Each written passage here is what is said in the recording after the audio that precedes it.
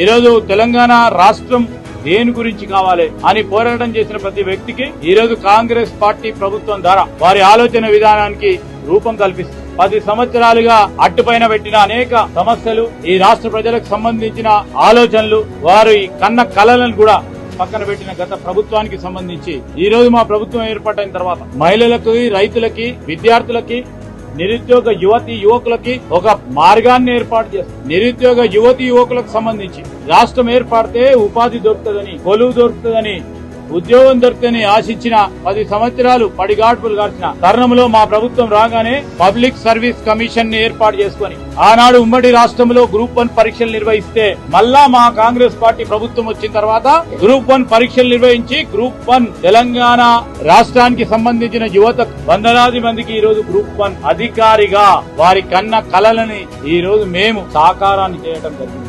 స్పష్టంగా కనబడతా ఉంది. ఈ రోజు ఎంతమంది లబ్ధి పొందినారు? ఉచిత మహిళా బస్సు ప్రయాణం వల్ల ఎంతమంది లబ్ధి పొందినారు?